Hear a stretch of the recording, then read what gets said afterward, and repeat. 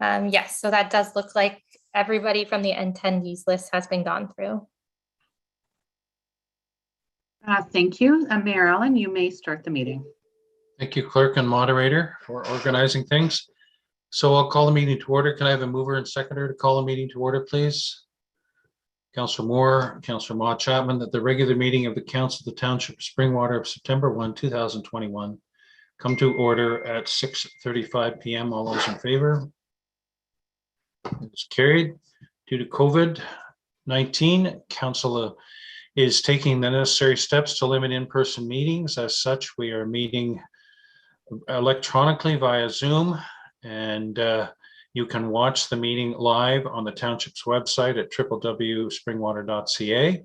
You can listen to it by phone by calling 647-558-0588 and using the ID 819-2776-3165 and the pound sign. That's available during the meeting. Those unable to watch the live stream can review the meeting at their convenience by watching the video on the Township's YouTube channel. Council, are there any pecuniary interests that need to be disclosed this evening? All right, seeing none, we'll start with the public meeting session. Can I have a mover and seconder to call this public meeting to order? Councillor Cabral, Councillor Ma Chapman, that this public meeting of council held under section 34 of the Planning Act for application ZB 2021-11 Lengel be called to order at 6:37 p.m. All those in favor? Carried. Welcome to this public meeting of Springwater Township Council held in compliance with section 34 of the Planning Act to give the public an opportunity to express their views in regard to proposed amendments to the Township of Springwater zoning bylaw as amended. The first part of this meeting is to present the amendment. Following, the public will be given an opportunity to make an oral submission through the Zoom application. Any person wishing to make an oral submission must have notified the township prior to 8:30 a.m. this morning and must have been added to the commenters list. If a person or public body who files an appeal of a decision of the Township of Springwater in respect of a zoning bylaw amendment does not make oral submissions at a public meeting or written submissions to the Township of Springwater before the proposed zoning bylaw amendment is passed, the Ontario Land Tribunal may dismiss all or part of the appeal. All comments or questions should be addressed through myself as chair. Oral submissions will be included in this meeting's minutes and form part of the public record, including the name and address of the speaker as information collected under the Municipal Freedom of Information and Protection of Privacy Act. The minutes of the meeting will be posted on the Township's website. Tonight we are dealing with ZB 2021-11 by J. Plutino and N. Lacana of Manline Planning Services Inc. on behalf of N and S Lengal of 45 Huron Street. I will now call upon the clerk to confirm notice of this meeting and the dates on which notice was given.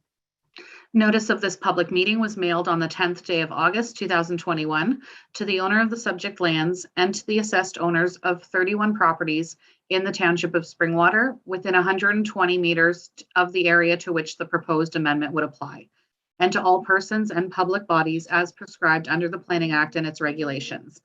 Notice was also posted at the assessed properties to which the proposed amendment applies at locations visible from Huron Street and Stokes Drive. The notice was also placed on the Township's website. Thank you. Has the Planning Department received any correspondence in response to the notice of public meeting? Correspondence has been received from Jeff Dubrowski of 32 Adams Avenue, Malcolm and Carol Potter of 38 Huron Street, Patty Kennedy of 42 Huron Street, Karen and Kenneth Ritchie of 31 Adams Avenue, Melissa Richardson of 16 Stokes Drive, Mike and Francesca Martin of 49 Huron Street, Shannon and Stuart Giffen of 1 Maple Avenue, Melanie and Edwin Shirkeys of 10 Plowright Road, Nancy Parker and Al Boskma with no address stated. Angela and Patrick O'Brien of 36 Huron Street. Donald and Diane Sabourin of 40 Huron Street. Lauren and Natalie Cooney of 48 Huron Street. Anthony Nakarato of 28 Adams Avenue. Samantha Stewart of 5 Maple Avenue. Brian McDonald of 10 Foyston Gate. A community petition submitted by Carol Potter. David Caruso of 18 Plowright Road. Pamela and Kevin Meek of 30 Adams Avenue. George and Sally Strethman of 8 McDougall Court. Stacy Rowland of 12 Adams Avenue. Steve Smart of with no listed address. Nancy Armstrong of 19 Stokes Drive. Scott Emery and family with no noted address. Tina and Mike Leo of 15 Stokes Drive. Stephen and Lori Vander Eycken of 33 Huron Street. And 2 additional comments were received late this afternoon, which are not included on this list, just due to the timelines of the meeting, but they will be included as part of the public record. And all of the comments and submissions received can be viewed on the agenda this evening. Thank you. I now call on Naeem Lakani and Jennifer Ormiston of Mainline Planning Services and Norbert Lengal to give presentation outlining the purpose and effect of this proposal.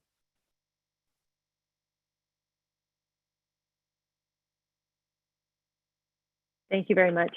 Norbert is going to start this presentation off.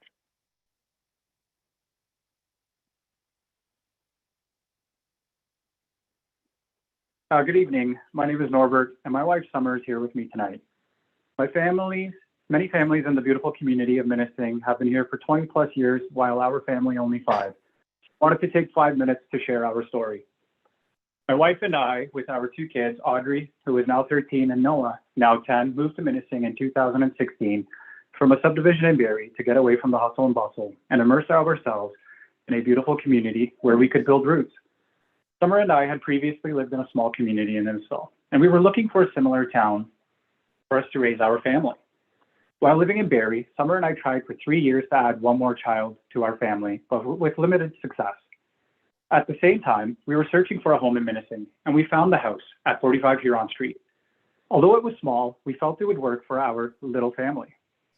We knew a few people who lived in Minising, and they told us just how amazing and quaint the village was and how lucky we would be to move there. We moved in. Our home was lovely and perfect at the beginning. And as the months went by, we were happily surprised with the news that Summer was pregnant with Joshua. We often joke that it must have been something in the spring water. As the kids grew up and we welcomed our Portuguese water dog Lenny into the family, we quickly realized our home was way too small, which has forced Summer and I to move our bedroom to the basement. We tossed around the idea of searching outside of Minising, but we quickly realized we are a part of the community, and although when we first came here, we were outsiders and it was difficult to make friends, we were determined to stay and continue to grow our roots. My family and I discussed many ideas, like an addition, a workshop with a loft, or whatever it took to feasibly not have to uproot our kids from the community.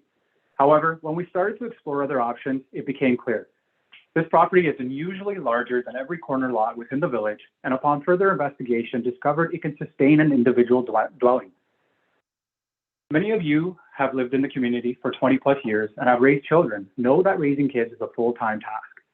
However, we do our best to give back our time and acknowledge everyone. Sometimes that's challenging when I'm chasing Josh, my 4-year-old, on his bike on the way to daycare, but I have no disrespect towards anyone, just a busy, complex life.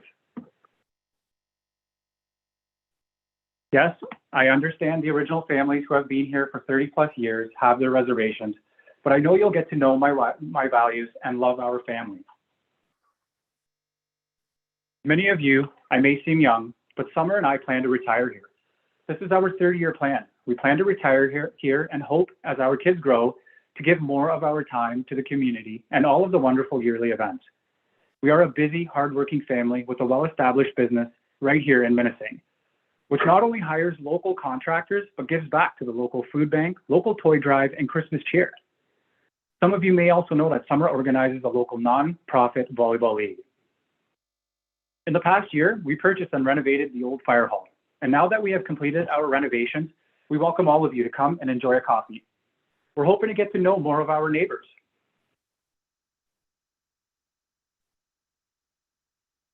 Some of you may not have gotten to know us in the 5 years we have lived in Minnesing. Life tends to fly by. We've been busy raising our little family, starting a new business, cottaging on the weekends during the summer months.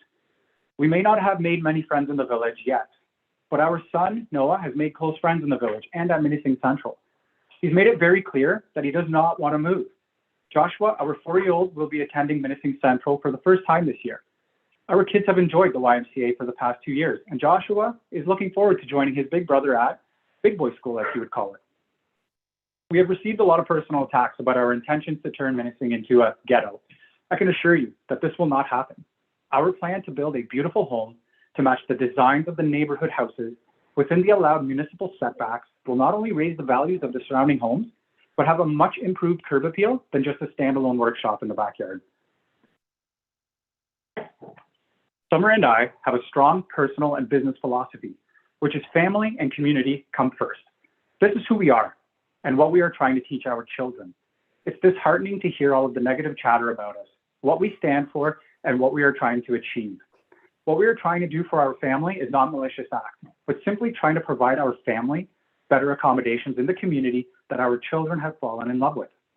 The current situation in the world is divided, and that's the last thing I want for this community. We are simply trying to do what is best for our family. Thank you for listening, and remember, you're always welcome to a coffee and a chat at the fire hall. Now I'll pass it over. Thank you, Norbert, for introducing yourself and your family. Good evening, members of council, township staff, and members of the community. My name is Jennifer Ormiston, and I'm a registered professional planner.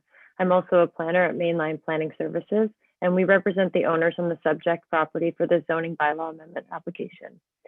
On the call with me today, I have Naeem Lakhani, who is a junior planner at our firm. He will be making tonight's presentation.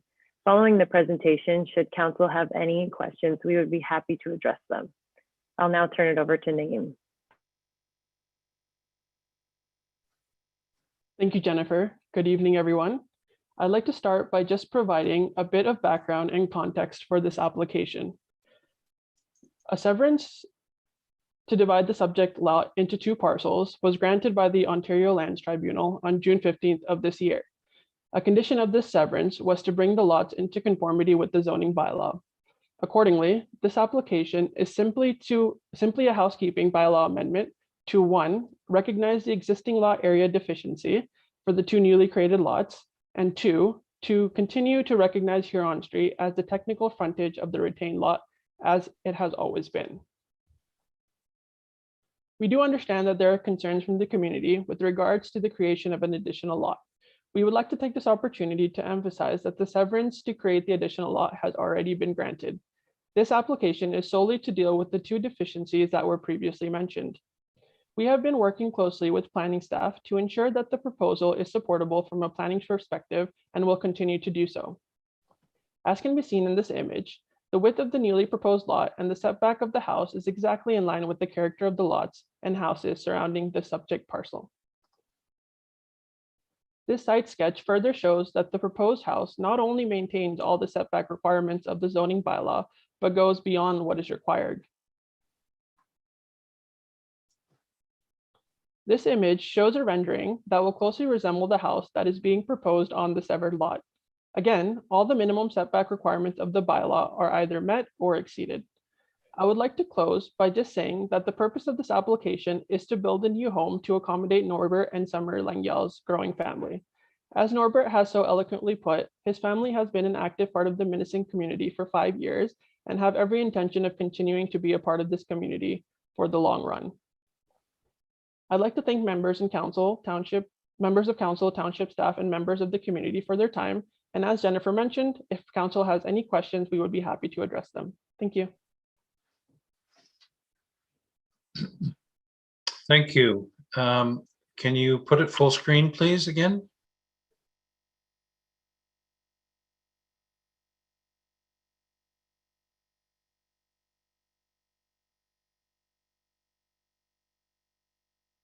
I believe it's full screen. Is it not showing up? No, the presentation's still on, so if you can take the presentation down. Please. Okay, good. I now call upon the moderator to provide the number of people who have registered to ask questions or make comments regarding this application. You designed it?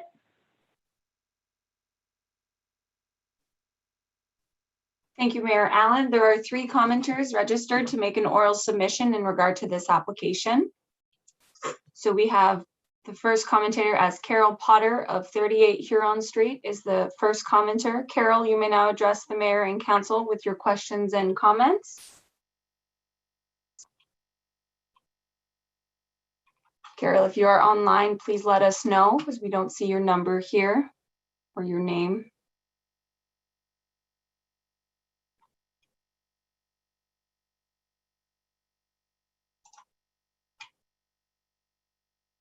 Carol. Okay.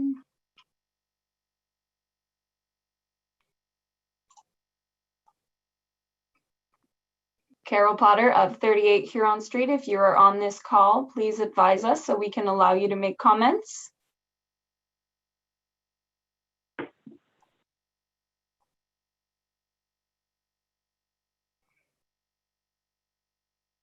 Okay. Okay, I don't think she's on. So let's move on to the next commenter. We have the second commenter as Stacy Rowland of 12 Adams Avenue. Stacy, you may now address the mayor and council with your questions or comments. Stacy? Oh no, it's Stacy marked up.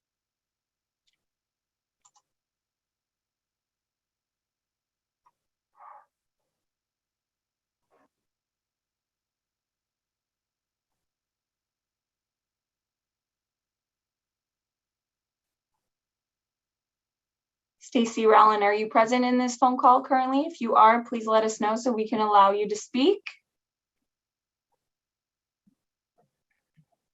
Okay. Our third commenter is Patty Kennedy of 42 Huron Street. Patty, you may now address the mayor and council with your questions and comments. So just a moment.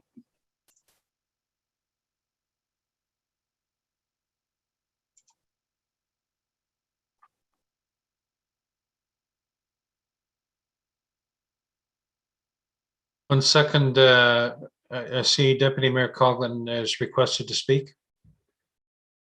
Maybe she's frozen. No, she's frozen. Kicked out twice. And I'm just curious if the 3 previous commenters have also been kicked out. I have had to re-log in 3 times this evening. Might have something to do with the number of people that are logged in. Moderator, did we have any of these 3 people originally signed in? So currently the only one that we have signed in is Patty Kennedy, and then the last minute submission with Stacy and Raymond. So that's the only 2 that we have currently from our registered comments. Can we hear from Ms. Patty Kennedy? Absolutely. I'm just going to unmute you now, Patty. Oh, there we go. Thank you. Can you hear me? Yes, thank you. Thank you. Good evening, council. Thank you for this opportunity to speak with regard to this application. I just wanted to start off with the fact that I did have some issue getting into this meeting, and that may be the reason why the other people who have registered are having difficulty as well. I know how challenging these Zoom meetings can be. I believe my letter of August 26 articulates my family's concern with the precedent that council would set if the zoning bylaw amendment was permitted. This is not in any way an attack on the applicant or his family. This is simply my feelings, my family's feelings with regards to what this zoning bylaw amendment could facilitate down the road for the community of Munising. A number of people have submitted comments to you. And I am hopeful that council will take into consideration the voices of the community, the comments in my letter, along with the municipal servicing and environmental concerns that may result with proceeding with this zoning bylaw. Thank you for your time and thank you for your consideration on this. Thank you, Ms. Kennedy, for persevering to get online to speak to us. Moderator, any luck with the other two at this point? Yes, Mayor Allen, I see that Carol Potter is now on, one of the previous commentators. So Carol, I'm just going to allow you to speak now. So just a moment.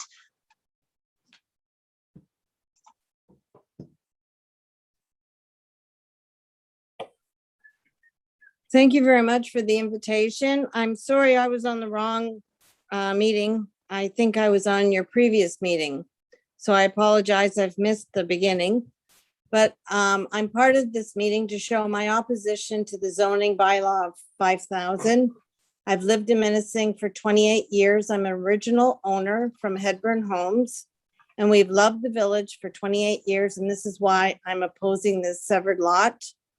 This is the first one of many that could step up and do the same. So once this is approved, is the Township of Springwater ready for the people taking advantage of the Ontario government passing more homes, more choice? This takes precedence for the next submission. So Karen and I walked all weekend with a petition to find out what the village thought. I had people coming to my front door to sign our petition, catching me on the road. The neighborhood is concerned about the can of worms that it's going to be opened up if you approve this. So I have questions, but I'm not sure if I'm going to get answers tonight. But my first question is to the planning department in Springwater. Do we have the capacity in the water towers to keep up with more than just the one dwelling? What is the capacity to the water towers? What about future developments?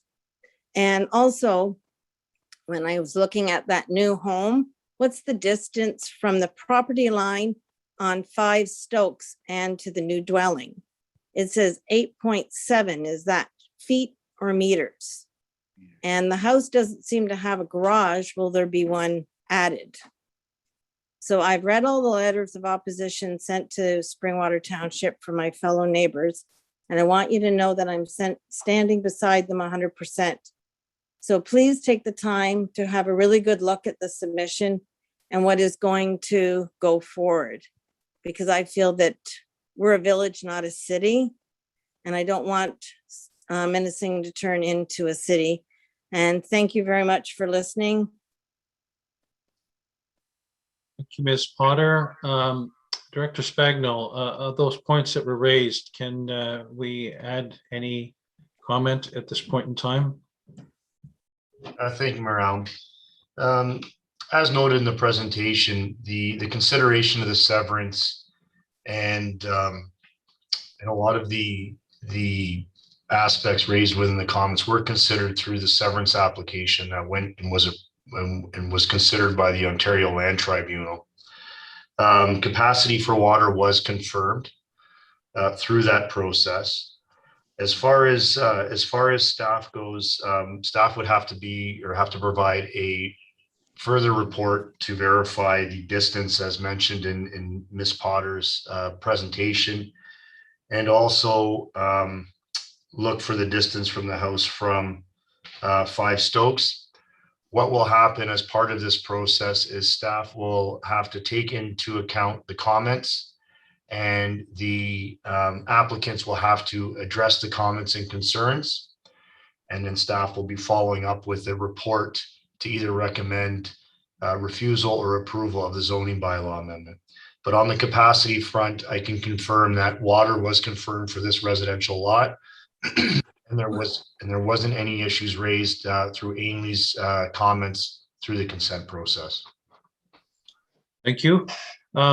So as can be seen, Ms. Potter, on the agenda, the direction following the public meeting, the recommendation is, as normally is the case with these sorts of things, refer it back to staff to do what Director Spagnell just stated, and that is take in all the comments, review those, get feedback, and then a staff report comes forward again to council to review all of this before council makes a determination. So appreciate your input, and that's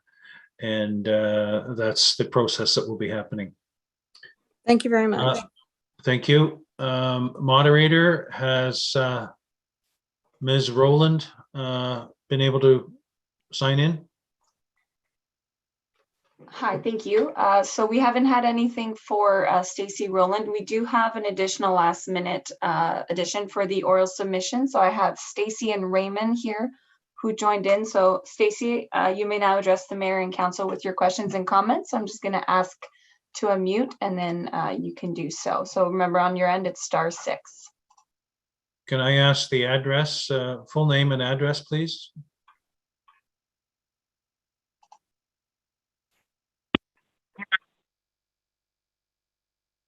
Hi, good evening, Mayor Allen and Council. My name is Stacey MacDonald. I live at 51 Huron Street.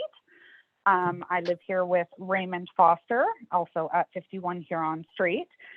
We wanted to obviously take part in this meeting tonight because I understand that there has been a lot of uproar in the community in regards to Summer and Norbert building this house.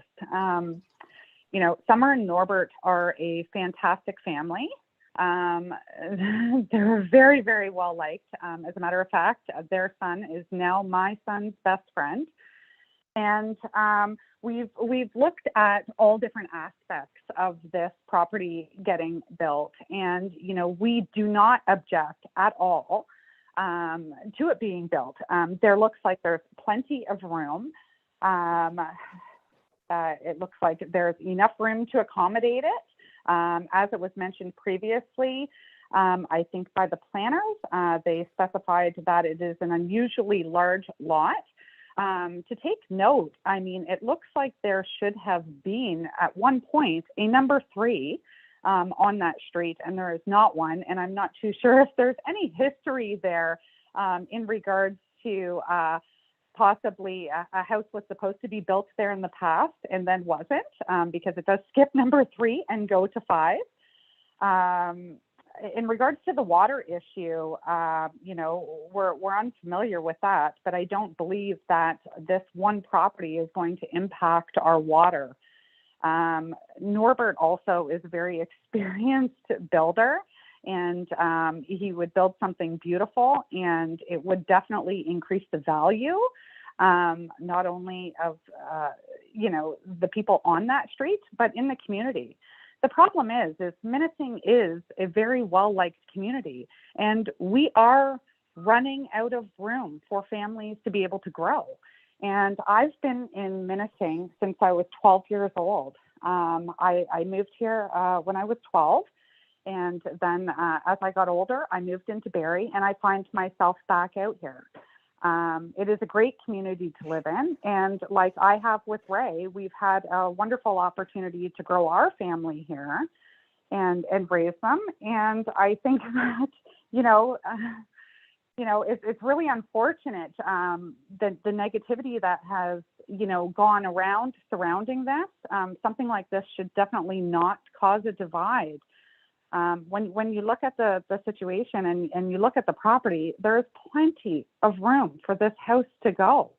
I know that people have concerns because, I work in the media. I work in the community every single day. And I hear all kinds of different concerns and negativity. I wish I heard a lot more good news lately, but, there was an uproar about people seeing something in the local Barrie Advance newspaper about, all the houses that are getting built in people's backyards and saying that Minising is going to turn out the same way. I think we get ahead of ourselves by jumping ahead and not being able to look and foresee a better future here in Minising. This is not going to be Barrie. This is always going to be Minising. So, I think this definitely should move ahead. We're not asking for a subdivision to go in here. This is one house. And I understand that there's other corner lots where there might be room to build and other people might want to build. And to be honest with you, you know, that would give many more families opportunity to live here. There's not very many places to build here.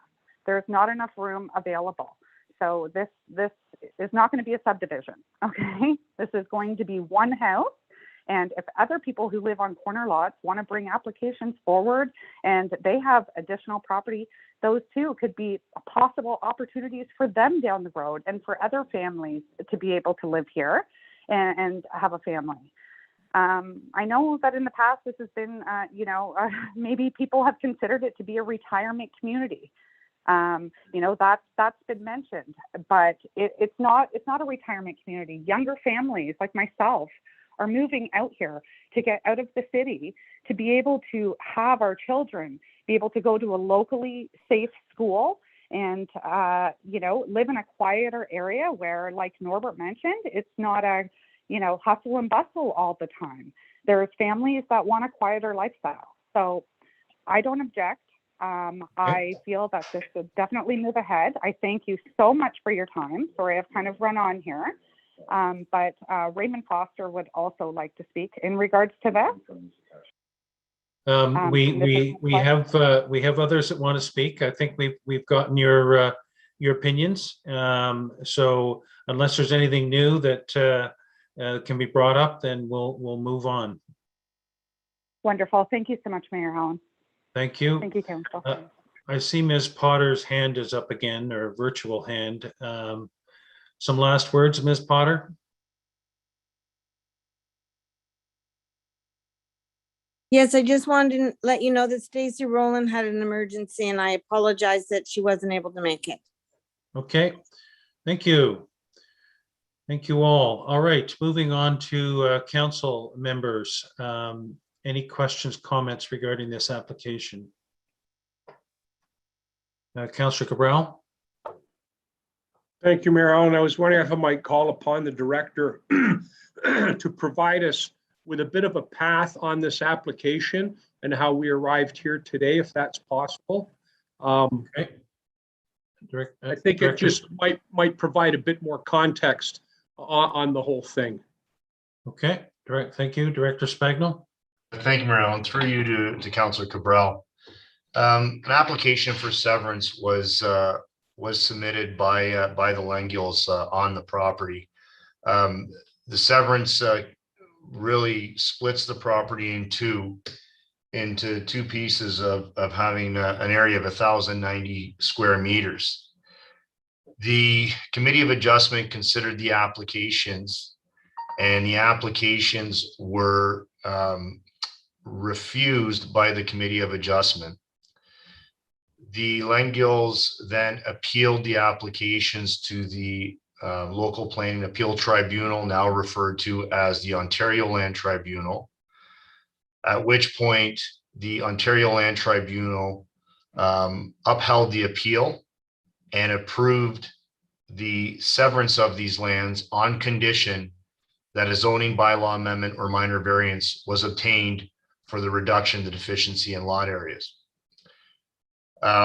So really, this application is before council as a condition of approval imposed by the Ontario Land Tribunal, who considered the staff report that went alongside with the Committee of Adjustment application, who referenced the correspondence received from township commenters, which would include Ainley Group, the building department, and as a result of the circulation, the internal circulation from staff.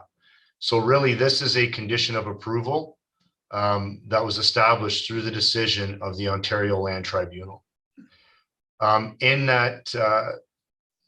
So on that basis, the Ontario Land Tribunal, just to add a little bit more context to it, would consider the deficiencies that are before council, because due to the expectation that we typically, in the tribunal, typically would not impose a condition of approval that it did not think that would satisfy the test needed under planning considerations.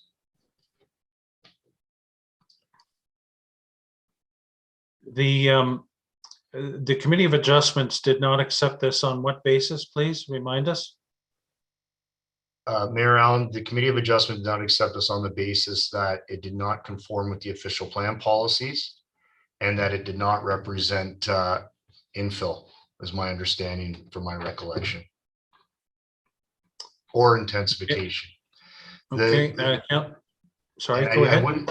Sorry, Mayor Allen, and I wouldn't want to speak for the committee because there was quite a bit of conversation that resulted as part of this application process, but those are the general terms as to why the committee refused.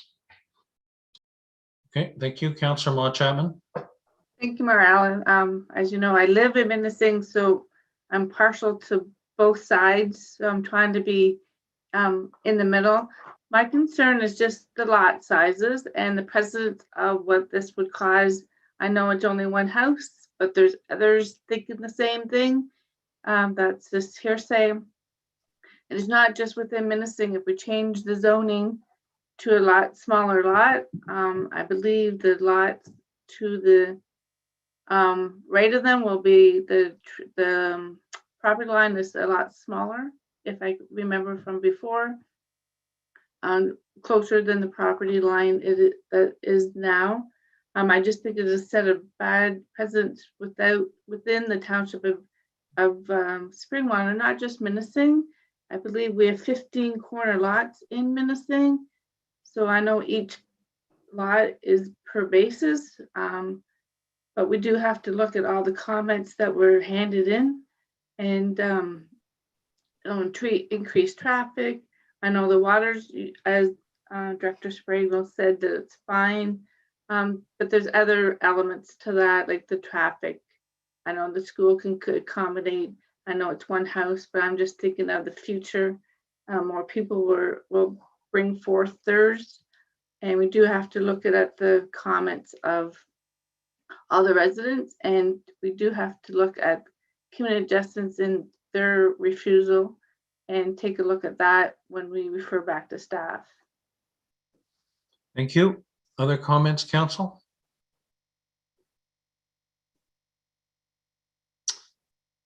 Okay, thank you all who participate. Deputy Mayor Coughlin. Thank you, Marilyn. I just saw Director Spagnell's hand there, and I don't know that he has a yellow card. Oh, no, sorry, I didn't see that. Director Spagnell, did you have further comment? Yes, Mayor Allen, and thank you, Deputy Mayor Coughlin. I usually get served the red cards to get me out of the room or off the field. The only thing I'd like to comment on is just the precedent question. Just to provide a little context as to what goes into severance applications. When severance applications come in, staff will look at various things. They will look at the ability and probe to see if there's the ability to service the property.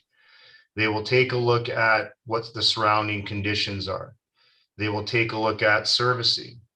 And really, from a precedent standpoint, just because a property looks like it may have the ability to support another lot, there may be other aspects of that property that might not necessarily lend itself to a severance.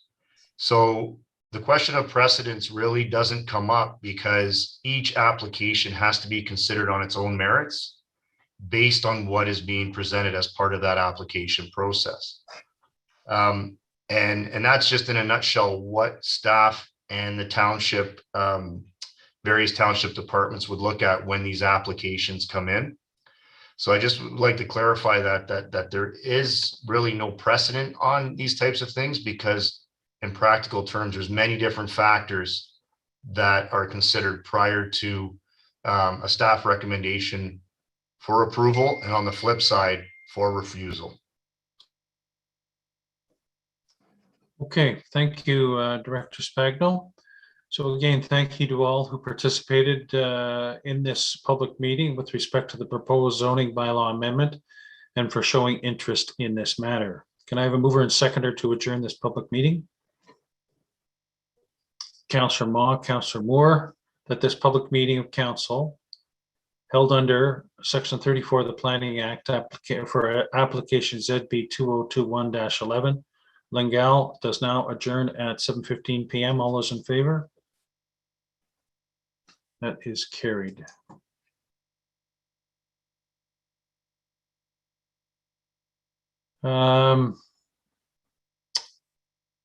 Okay, we have a direction following the public meeting. Can I have a mover and seconder for that, please? Councillor Ma, Deputy Mayor Coughlin,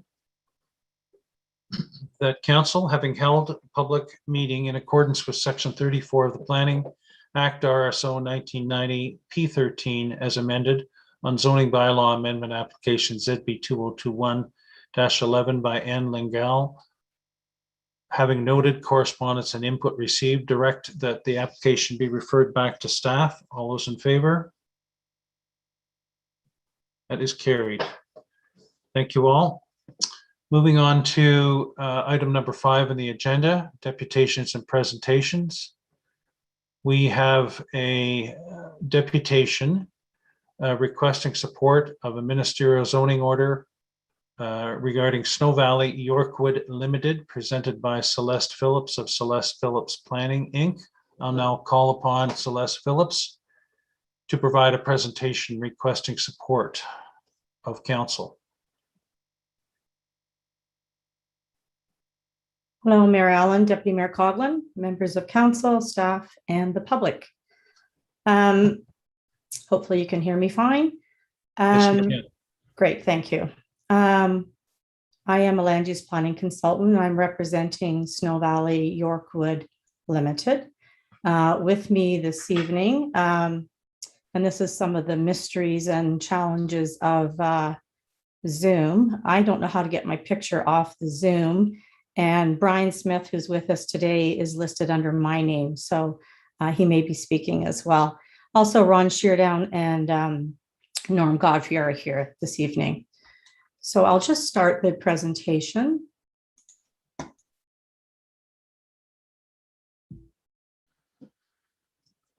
So my purpose in speaking to you tonight, and thank you for the opportunity, is to request council's consideration of the designation of and zoning of lands for industrial purposes. The property is vacant. It is owned by Snow Valley Yorkwood Limited, and it consists of about 71 acres, and it's located on the north side of Sunnydale Road, west of Wilson Drive. The property can be serviced by sanitary sewers and municipal water from the Center Vespra settlement area, which is located to the west. And some initial work has been done. An archaeological phase 1-2 study has been done, as well as the agricultural requirements for minimum distance separation. Those calculations have been done for this property. So this is the aerial photo of the property, and it shows with the yellow arrows where the property is located. And you can see that this is Center Vespra, located to the west. And in this location here is the sewage treatment facility for Center Vespra. So you will have in your council package this evening correspondence provided by AECOM Engineering that confirms that there is capacity in the Center Vespra sanitary sewer and water systems to service this particular property.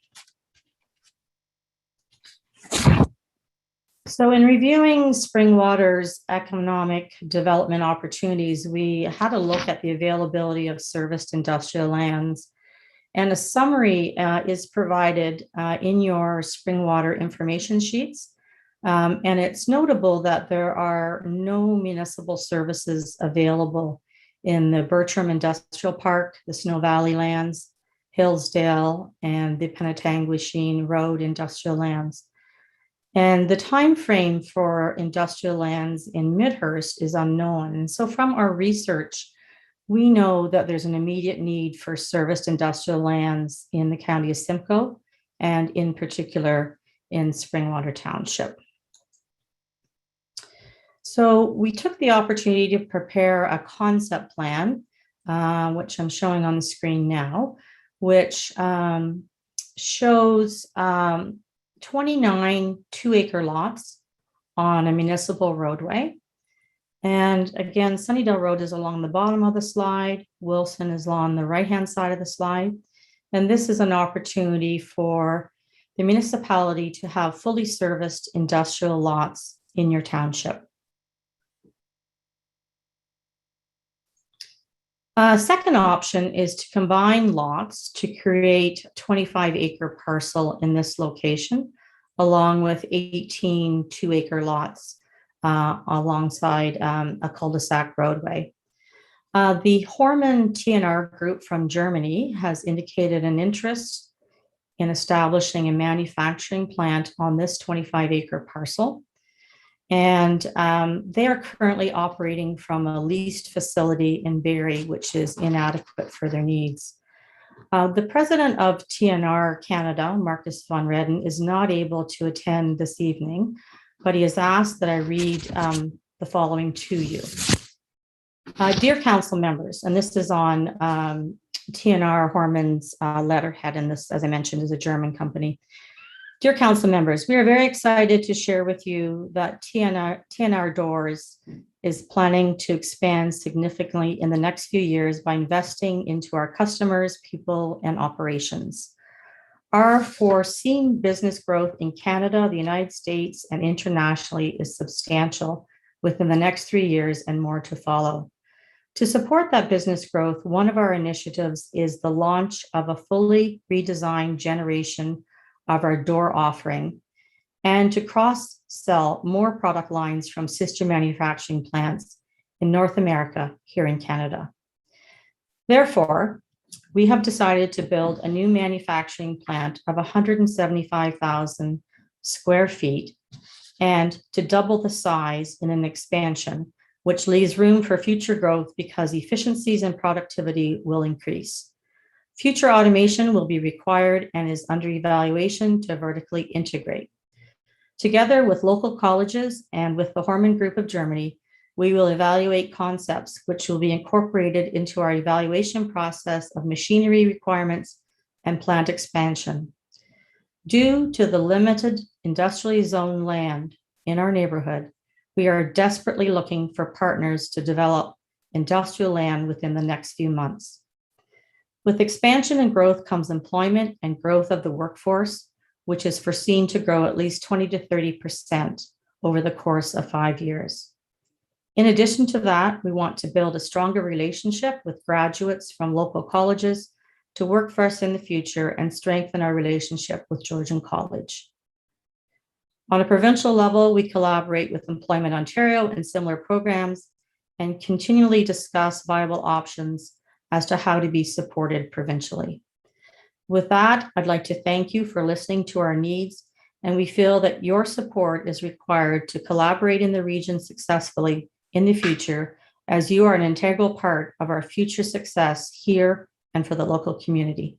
And that's signed by Marcus von Redden. And in terms of employment opportunities, we know that TNR Horman Group plans to employ up to 200 employees and maybe more. And my client's research shows that for each 2.2 acre industrial site, which is what we're showing on the plan, that equates to about 37 employees. And beyond that, there are always spin-off employment opportunities, as you know. I would next like to talk a little bit about the 1 kilometer buffer area. As council knows, the township official plan contains a policy regarding the 1 kilometer buffer area from the city of Barrie. This is a local official plan policy. It's not in the county official plan, and it's not a provincial policy. The rationale for that buffer was to diminish the potential for future annexations by the city of Barrie. But I would suggest to you that Barrie's focus is southward to over 2,300 hectares of land that they are currently developing in the south part of Barrie in the Hewitts Creek and Salem secondary plan areas. Ministerial zoning orders. So a ministerial zoning order is the most expeditious way to see lands designated and zoned for development. As you know, MZOs have been issued quite frequently in the last 2 years as a way to speed up economic recovery and to support local priorities. If an MZO is issued, it does not usurp municipal control at the local level, as the township would still retain oversight of the usual studies and site plan approval would be required. What is most helpful, however, is the opportunity to have the land zoned for industrial use without the risk of appeals that get bogged down at the Ontario Land Tribunal for months and for years. A motion from Council that recognizes the immediate need for serviced industrial land is important at this juncture. And Your Worship, I have added one additional slide that's not in your package, and I've done this because planning staff at the County of Simcoe directed me to the 2021-2025 Economic Development Strategy. And what that study indicates is that manufacturing growth has stalled in the county due to the general lack of available employment land. And the county's growth and, the county's goals and objectives are to address the shortage of employment land. Their recommendations are that they will enter into partnerships to fund the preparation of land for employment purposes and to work with various levels of government to support, enhance, and facilitate industrial development. And as you know, the county's municipal comprehensive review process is ongoing. The downside to waiting for that process to unfold is that it will be until at least July 2022 before the municipal comprehensive review is finished.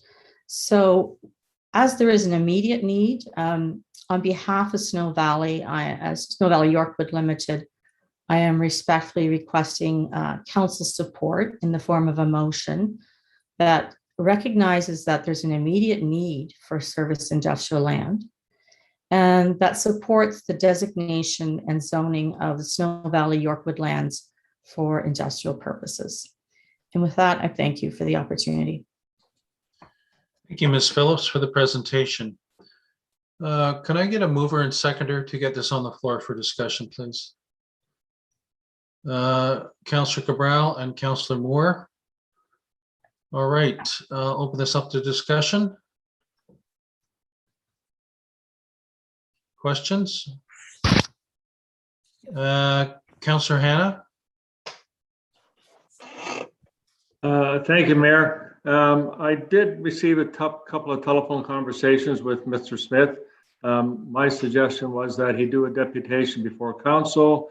I think it was important for it come before council so we could hear from our staff and what our staff position would be on this. And also, before we go forward, I would think that would it not be necessary for us to send this back to staff to get a report and also have a public meeting? Those two areas I need answers to, please.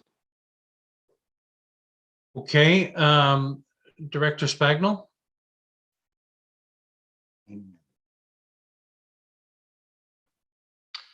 Thank you, Mayor. Through to Councillor Hannah. So, I mean, the request before council is from the proponents are to bring forward an MZO. And really the reason for that is that in order for the employment lands to be established in this location, there would essentially have to be some form of intervention by the province to allow for approvals that wouldn't require a lengthy zoning process. With respect to a staff position, really there are a number of processes that would have to happen if the proponent was looking to establish these lands through a regular planning process. And that would essentially include an official plan amendment. It would include a zoning bylaw amendment that would have to take a look at the type of lands that are being redesignated and the types of uses and where they're being located. And all of that would have to be measured against against the provincial policies that are in place under the regular planning process. At this point, I mean, as far as a staff position goes with respect to an MZO, it really gets taken out of staff's hands with respect to an MZO, because those are decisions that are made and determined by the minister and the province. You're correct, Councillor Hanna, that in the past, when we've received anything that would resemble a redesignation outside of a settlement area, that reports have been referred back to staff or to staff for additional comment and outline as to what implications there may be and what the process is. However, in this case here, we are dealing with a request directly to council for an MZO. That's all I can really offer at this point, other than an MZO would not necessarily require anything in the form of a public meeting, as a planning process would typically require. And those would be my comments just on your questions. So before I follow on, Councillor Hanna, Ms. Phillips, can you take off your presentation so we can get full screen again, please? Thank you. Follow on, Councillor Hanna. Thank you, Mayor, and I appreciate the Director of Planning's comments. I know in the past we've had similar requests in the buffer zone, if you like, and we had to follow the process. I'm wondering why we're not following the process in this case, and then based on whatever the planning department comes back with, public meeting, if you like, then go forward with the MCO. I just trying to get it straight in my head why we're not doing the same process we've done in the past. Anything further to add, Director Spagnell? Thank you, Marilyn. The only thing that I would add is that this is a request coming in from the proponent through Ms. Phillips. The request that we were originally dealing with, if we're speaking about the Elmville settlement area boundary expansion and the Bayfield Street corridor request, was something that was brought forward through council. So this request is something that's on the table for council's consideration as to what council and how council wants to see things dealt with. Final follow-on?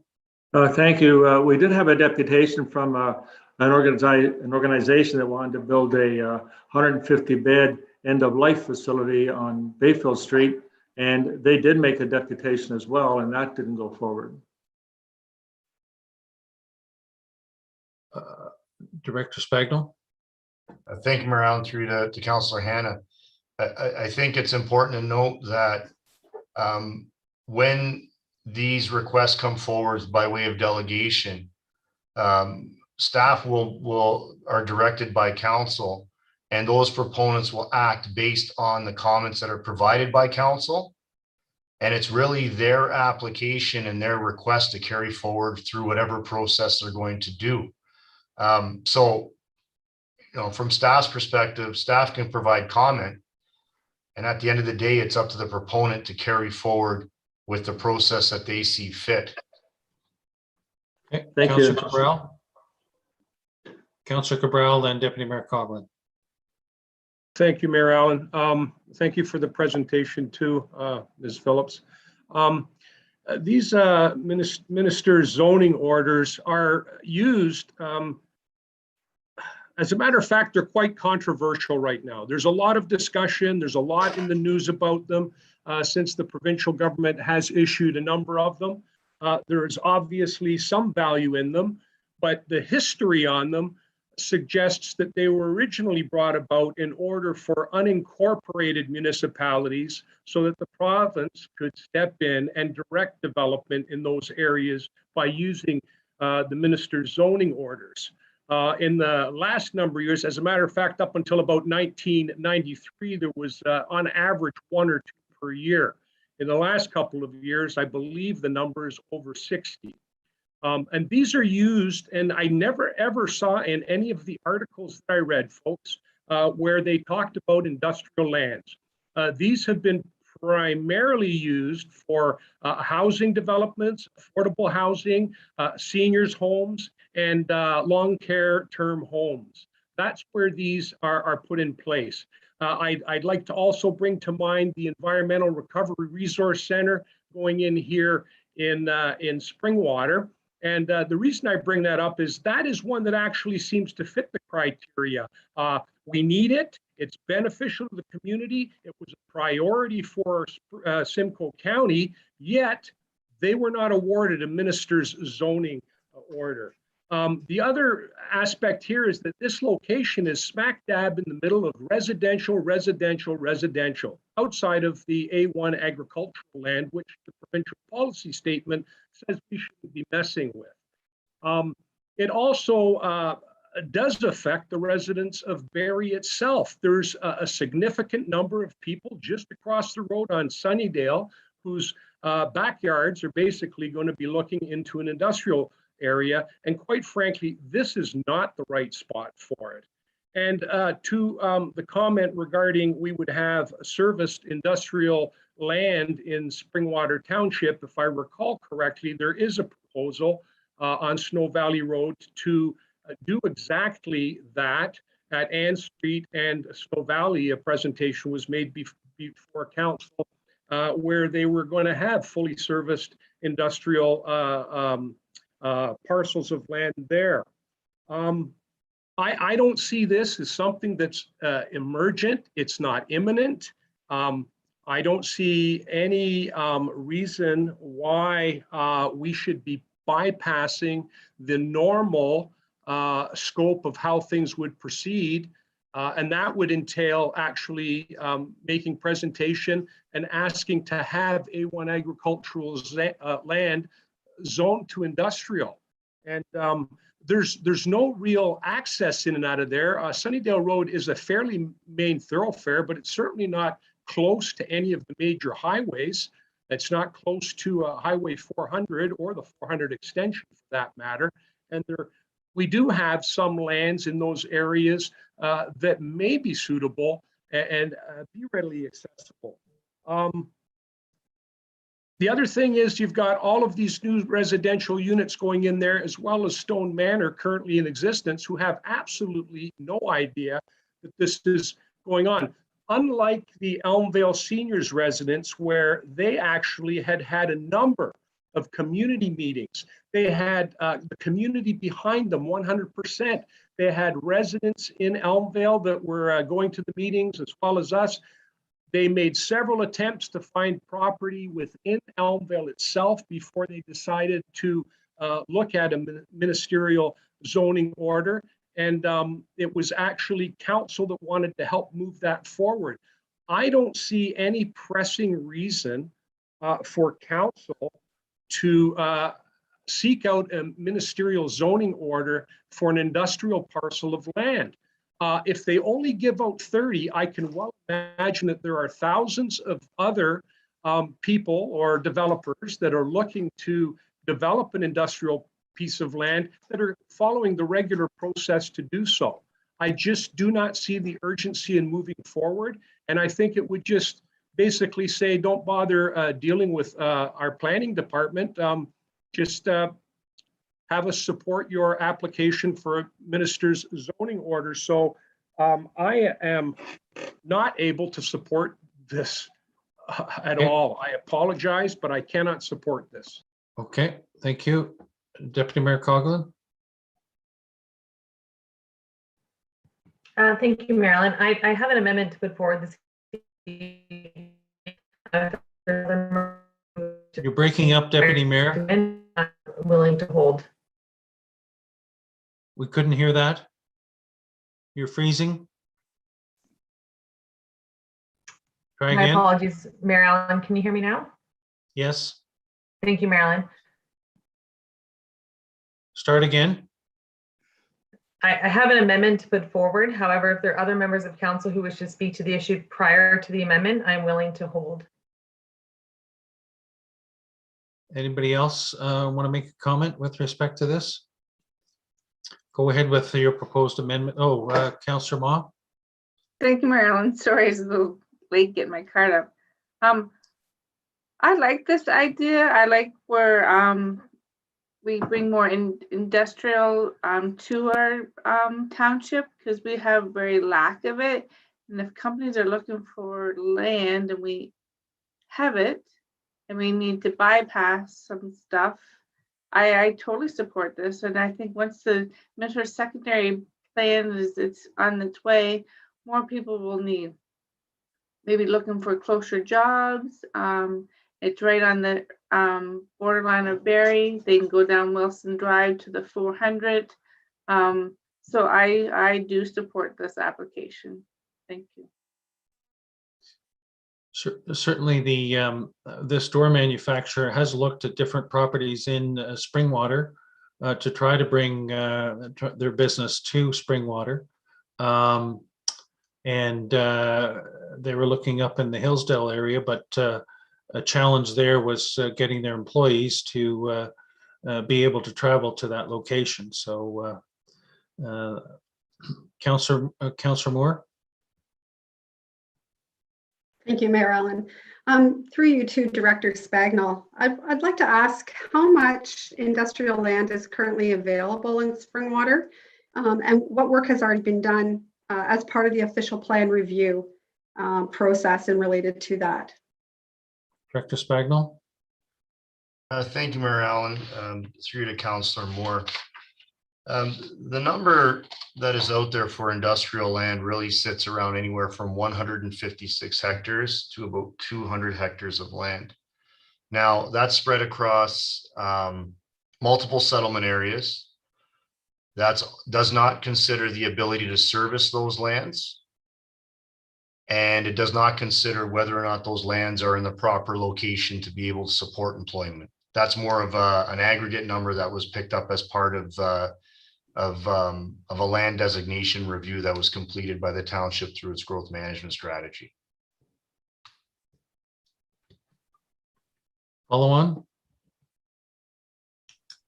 Thank you. Sorry. Through you to Director Spagnell again, please. Through the municipal comprehensive review, part of what they were looking at is industrial lands, well, density and concentration of industrial lands throughout all the county, of course. They did speak about a report that would be out, I believe, yesterday or today, or a draft report. Do you know anything about that or what the findings were?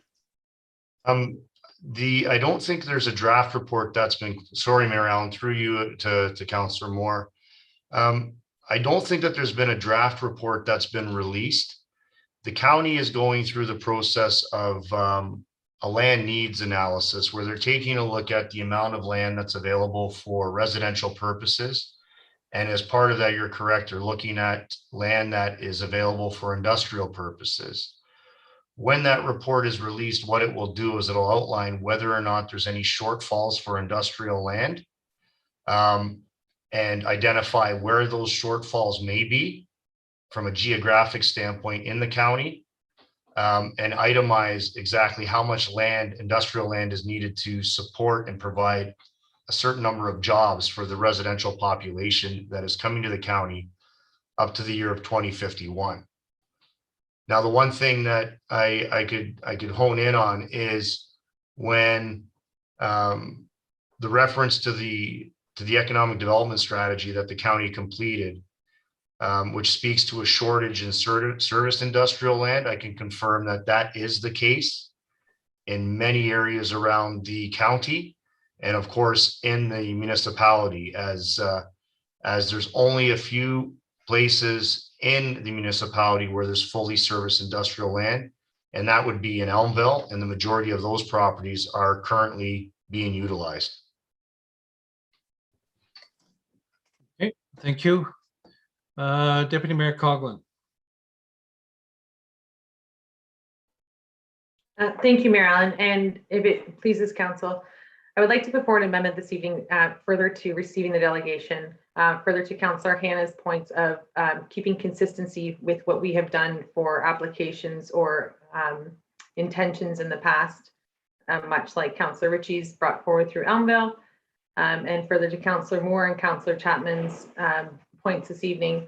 I would like to put forward a motion that we also put this delegation forward so that we forward this to the county as part of their MCR for their review.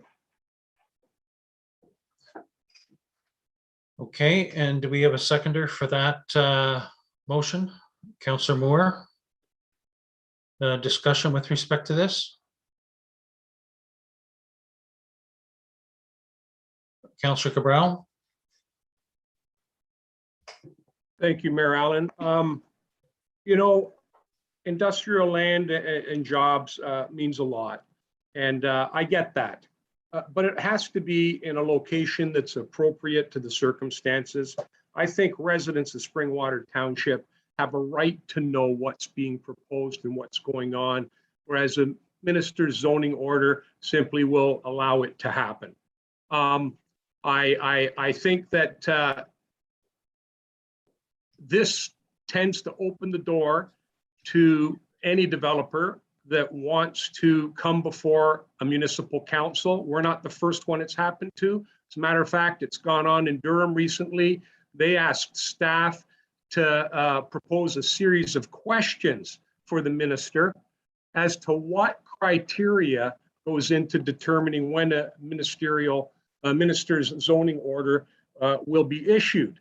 And I'm just afraid that us sending it to Simcoe County when the developer before us here is more than able to do that on their own, I think that's a bad precedent for us. Whether we endorse this or support this or not, coming from Springwater Township and moving it up the chain, I think does lend a sense of support to it. And I don't believe that council should be doing that. I think if the developer wants to make a presentation to Simcoe County of its own merits, on its own merits, then that's what they should be doing. Okay, Councillor Hannah? Thank you, Mayor. I agree with Corporal, oh my goodness, Councillor Cabral. I think he makes a very good point about us getting involved in the process. I think the developer could go forward to the county. But the question I have through you, Mayor, maybe to our CAO or to the Director of Planning, if an MCO order was to be approved, does that mean there would be no public meeting? The public would not have an opportunity to voice any concerns they may have on this? I'll go to Director Spagnell on that, please. Thank you, Mayor Allen, through you to Councillor Hannah. I don't think there's any rhyme or reason to an MZO. There's not a set process for what the minister or the province could require.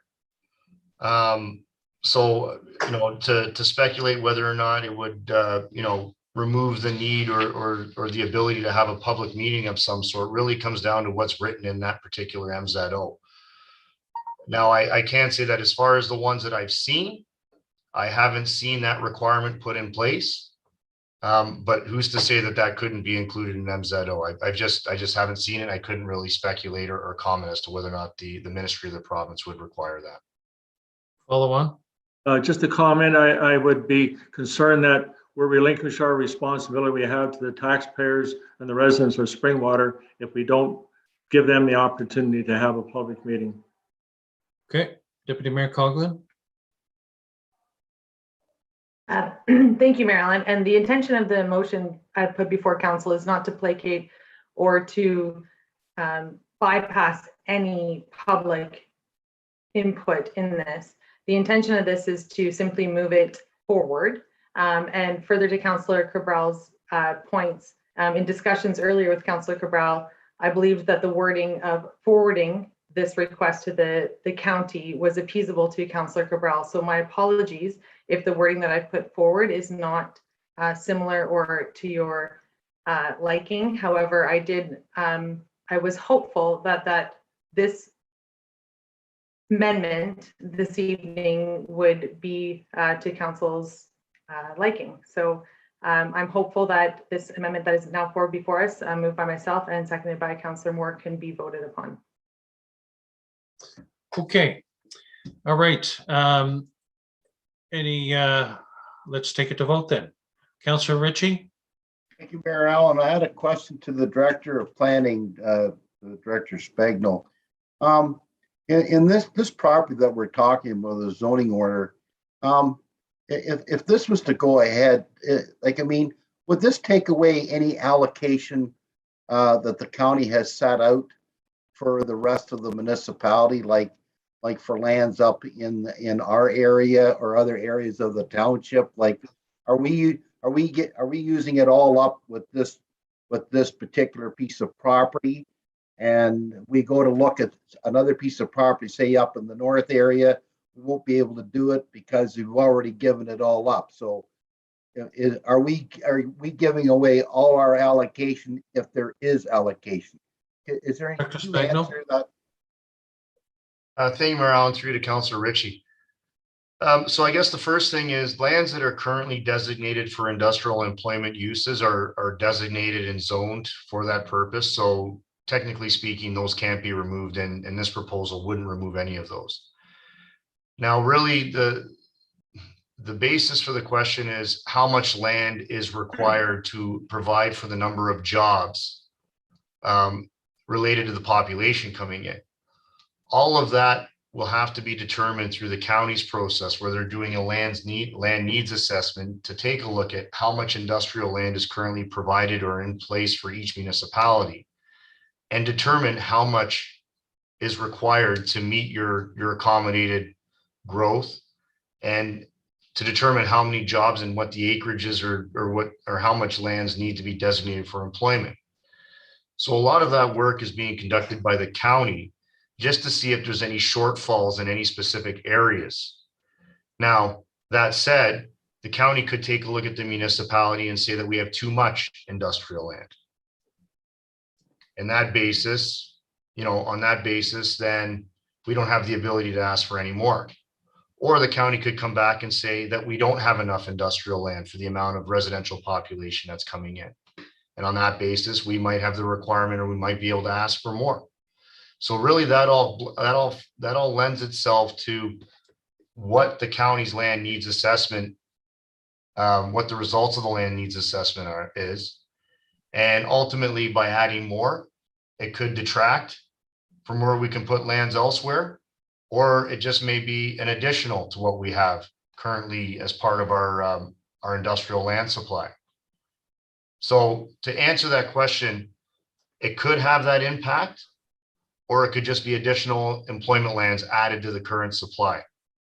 So without that information, we don't know where this would fit in. Follow on, Councillor Ritchie. Thank you, Mayor Allen, and thank you for your comments, Director. I support jobs. I support having the land to do it, but I don't want to cut ourselves short. And having said that, I'll be honest with you. These people, they have property there on the 4th that they developed. They did an amazing job and developing it into an industrial park. There's other lands there in that area that can be developed. And I don't know why, and it's right there at the 400. And I'm not buying the fact that, well, it's a challenge, the people can't get there. Well, you know what? There's all kinds of development up here. There's all kinds of people looking for jobs. So it could go in there. I support industrial development, but I just need more information before I could really support this going forward. Thank you. Councillor Cabral. Thank you, Mayor Allen. I did, and I will admit, have conversation. The wording that was put forward, I have to apologize. It wasn't exactly what I thought was coming forth. That's why I'm not too keen on supporting it. However, when it came to the transit issue that you spoke of, there's no public transit off of Sunnydale Road either, which leads me to believe that the majority of employees, if they required public transit, would not be residents of Springwater Township going forward. This is not something that can't move forward on its own. This is something that has come before council in order to expedite. And a minister's zoning order, I believe, is not the right way to move this forward. It is a tool that seems to be specific to affordable housing and more affordable homes, those types of developments, seniors, housing, as well as long-term care when they wanted to put those in place. And I just think that if this project wants to move forward, it should move forward through the proper channels. And I would agree that it would be fine to send this proposal forward to the county for inclusion, to say that here's something that they can look at. However, that can be done without us endorsing or supporting a minister's zoning order to move it forward ourselves. I don't think it's in the interests of the residents who reside in that area. It's smack dab in a residential area. There's no buffer at all. It'll be residents right to industrial. And usually there is some type of buffer that would be incorporated into that. Okay, and one final comment from Councillor Ritchie. I'd like to know what's the purpose for moving this to the county? Like, I mean, if we're going to move it to them just for them to okay it, like, I mean, I think this whole thing falls on our plate. Mayor Allen, you need to speak to this too, and I want to know what your thoughts are on it. I think it's got to move forward to the county because for the same reason that the Elmvale settlement area boundary expansion moved to the county. It's the same reason as any expansion of the Bayfield corridor moved to the county. This should move forward as well. So that's part of the MCR process. Deputy Mayor Coughlin. Thank you, Mayor Allen. Yes, it was just to reiterate on further to Councillor Cabral's. My apologies if the amendment didn't come forward in the wording. It is not my intention to move or support the MZO this evening. It is my intention to move forward to an MCR, much like we did for Elmville and much like we have done for the corridor. And I think that would maintain a consistent practice amongst our council. Okay. Is this a new point, Councillor Cabral? You've had opportunity to speak several times on this. It's a clarifying point, Mayor, on something that you just alluded to. Go ahead. I just wanted to point out, sir, that this has very, very little resemblance to the Elms seniors development. They looked at several locations where they would have been able to build. None of them were. Councillor Cabral, I wasn't talking about the Elms. I was talking about the extension of the settlement area boundary south to Floss 8, I believe it is. Allen. Okay, well, they changed the settlement boundary to accommodate the Elms too, so that's why I thought you were speaking. Yeah. Thank you. Okay, Councillor Moore. Thank you, Mayor Allen. Just for clarification, Clerk, we would then just be receiving the delegation tonight and then proposing the amendment to move it forward to the MCR for consideration or review, incorporated with their review that they're already doing. Do you have wording on this, Clerk Ainsworth? And if so, can you review it? Yes, thank you. So this would be an amendment to the motion to receive the delegation, and it would state that the motion now before council be amended as follows. To add, and that the request be forwarded to the County of Simcoe as part of the Municipal Comprehensive Review process. So it would be the amendment first that council would vote on. Okay. Everybody clear on that? Are those in favor? 1, 2. Can you put your 1, 2, 3, 4, 5? Okay, and those opposed, they're there. That is passed. Main motion, Clerk Ainsworth. Thank you. The main motion would read that the delegation from Celeste Phillips regarding a request for support of Ministerial zoning order Snow Valley Yorkwood Limited be received, and that the request be forwarded to the County of Simcoe as part of the Municipal Comprehensive Review process. Okay, all those in favor? Did you have a comment, final comment, Councillor Brown? Mayor Allen, I would like it to be clearly noted that council does not endorse or support the MZO as part of this resolution going forward. So is that a friendly amendment? Yes, that would be fine. If it could be a friendly amendment, that would be a lot easier. I just don't want it to be misconstrued, pushing it upstream that this council supports or endorses an MZO for this particular project. Clerk Ainsworth? Thank you. As the amendment has already been voted on and carried, this would need to be a second amendment to the motion. Deputy Mayor Coughlin? Thank you, Marilyn. And should it appease council, if our CAO or our clerk would like to weigh in, there's nothing in this amendment this evening that would allude to the fact that this council supports the MZO. It is simply moving it forward to the MCR process. So Councillor Cabral, I would like to assure you that there was not an intention in my amendment this evening to allude to the fact that this council supports the MZO, rather the MCR process of the county. Okay, I'd like to take a vote on the motion as a whole, as read by Clerk Ainsworth. All those in favor? Recorded vote, please, Mayor Allen. Clerk Ainsworth?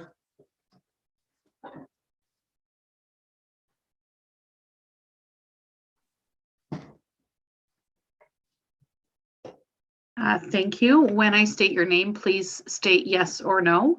Councillor Cabral, Yes. Councillor Ritchie, Yes. Councillor Chapman, Yes. Councillor Moore, Yes. Councillor Hannah, Yes. Deputy Mayor Coughlin, Yes. and Mayor Allen. Yes. Thank you. That vote is carried. Thank you. Thank you, Ms. Phillips and Mr. Sheridan and Mr. Smith and others related to this who are on the line. Okay, so we move on to item 6 in the agenda, question period. As stated on the agenda, the process for submitting questions, either in writing to the clerk or the request to have an in-person asking of the questions.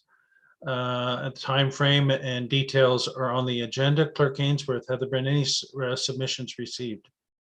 Thank you, Mayor Allen. There has been a submission received from Mrs. Jasmina Sheldrake, who is joining us this evening to state her comments and pose her questions live.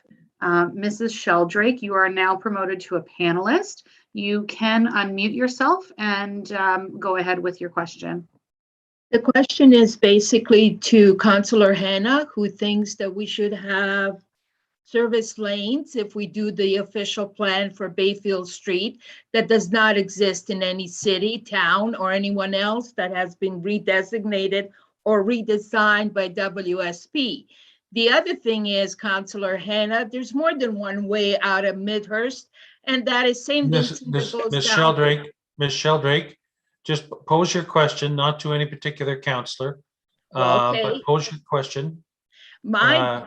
I have actually a dispute on the comment that Councillor Hannah made about not approving the spring water, the official plan of Bayfield Corridor. The other one is from Councillor Cabral, whose friend in Elmville cannot put a beer store in Midhurst, and my property is 2 acres on Bayfield, so he can put a beer store in. Point of order, Mayor Allen. The 2 reasons that I. Point of order, Mayor Allen. Deputy Mayor Coughlin, go ahead. Thank you, Mayor Allen. And point of ordering, I guess procedure with our procedural. You knocked out Deputy Mayor Coughlin. So, all right. Do you? So you posed the question. We have the point. You made the point. Oh, I have one more. There's 3 of them. Just a second, Deputy Mayor Coughlin. What's your point of order? My apologies, Mayor. I'm trying to log back in here. Can you hear me now? I can hear you. Go ahead. Thank you, Mayor Allen. My point of order was that questions and comments are to be done and dealt with agenda items. This comment or question that's being posed this evening seems to be derogatory towards members of our council, and I'm just curious as to the point of the question being posed. Well, I'm trying to get the questions, Deputy Mayor Coughlin, and it was pertaining to not necessarily an item on this agenda, but an item that we talked about in a previous meeting. So be succinct, Mrs. Sheldrake. Don't be derogatory to councils.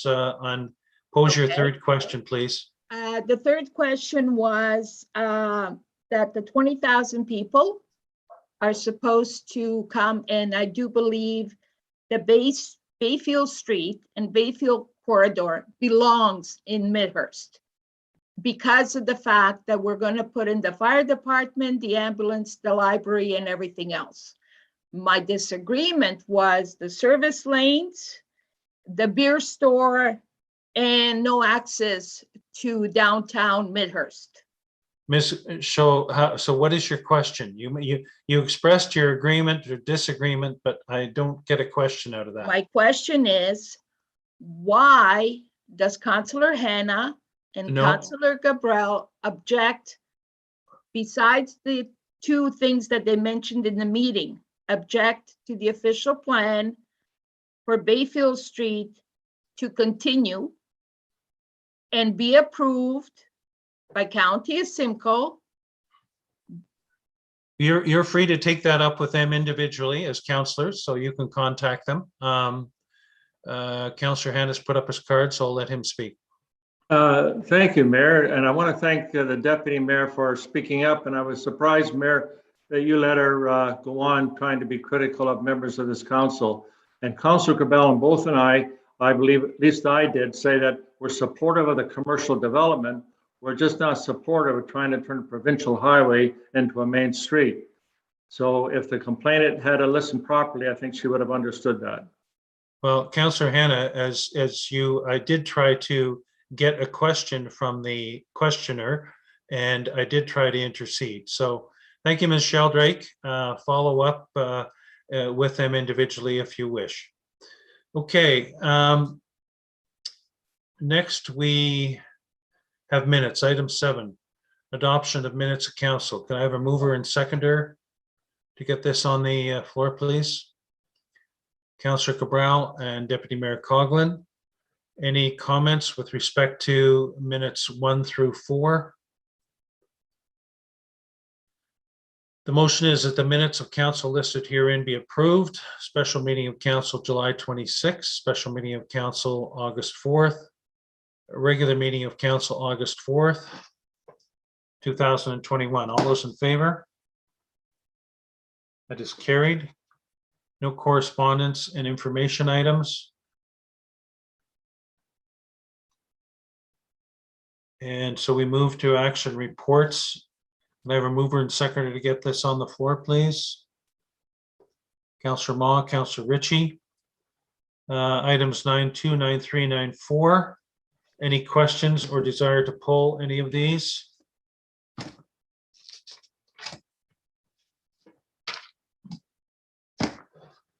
Okay, the motion is that the action reports items 9.2 through 9.4 be received and that the recommendations contained therein be approved as presented. 2021-18 PW Aggregate Production Tender Award, SSEA NVCA Memorandum of Understanding Engagement of Legal Counsel, and a 9.4 2022 Municipal Elections Alternative Voting Methods. All those in favor? It is carried. Next, we have information reports, items 10. I have a mover and seconder to get this on the floor, please. Councillor Moore and Deputy Mayor Coughlin. Items 1 through 4. Any questions regarding any of these items? That the reports listed herein be received as information. Elmville Business Improvement Area Bylaw Review, Bylaw Services Monthly Activity Report for July 2021, ZB 2021-10 Willow Creek Baptist Church, and AMO 2021 Annual Conference. All those in favor? It is carried. Item 11, official plan update and economic development update. Director Spagnell, anything to report? Thank you, Mayor Allen. I do not have anything new to report. Thank you. Thank you. Midhurst Development Update. We are now going to be hearing from General Manager Ramdeo on the Midhurst Development Update. So welcome and proceed, please. Good evening, Mayor Allen, Deputy Mayor Covet, and members of Council. I will begin with the update for the utility campus. The construction of the water treatment plant is underway with a target completion date of September 2022. The contractor is fully mobilized and is actively looking at ways to maintain that schedule. Recently, the developer awarded a contract for the construction of the effluent pipe.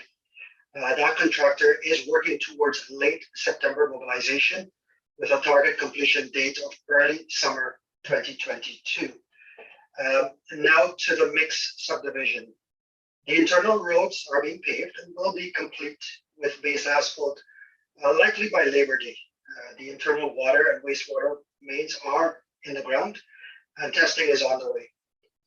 The construction of other utilities such as electricity and gas is expected to commence in late September this month. Moving on to the sales office. The sales office will open later this month with the date still to be confirmed. Each builder will have a presentation center within the sales office. The builders hope to open model homes late spring or early summer 2022. And that brings me to the end of the Midhurst Development Update. Thank you. Thank you. General Manager, before next meeting, talk to Michael Burney, our IT person. It was hard to hear you. There was an echo on your voice. So there's probably something to do with your laptop. You'll be able to clarify the transmission for next time, please. Any questions of General Manager on this report? Okay, moving on to Covet Updates, CEO Schmidt. Thank you, Mr. Mayor, and through you to members of council. My apologies, as of this morning, I didn't think I'd have an update, but as we know, things continue to change on this front. So as you're likely aware, and I've sent the email out earlier today, the province did announce today that they will be launching an enhanced vaccine certificate and verification app to help aid in stopping the spread of COVID-19. So the province will require people to be fully vaccinated and provide proof of their vaccination status to access certain businesses and settings commencing on September 22nd, 2021. Some of these indoor public settings include, or not limited to, but do include restaurants and bars, nightclubs, meeting and event spaces such as banquet halls and conference and convention centers, facilities used for sports and fitness activities and personal fitness training, such as gyms, fitness and recreational facilities, with the exception of youth recreational sport. And that piece, with the exception of youth recreational sport, staff is still trying to follow up with SMDHU just in regards to age groups, what that entails. So we will be reporting on that once we find that. In addition, sporting events, casinos, bingo halls, and gaming establishments, as well as concerts, music festivals, theaters, and cinemas, all of these, again, will require proof of vaccination commencing September 22nd. As we turn to the township, so township facilities remain open to the public with the exception of our community halls. Staff is currently in the process of preparing to reopen the Elmville Arena with a tentative target date of Saturday, September 11th.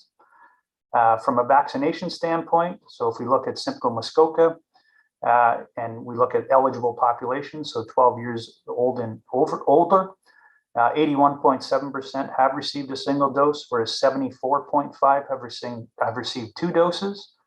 If we look at Springwater and our eligible population, again, 12 and over, 87.9% have received a single dose, which essentially puts us 5th amongst all Simcoe Muskoka municipalities, or Simcoe County municipalities, sorry.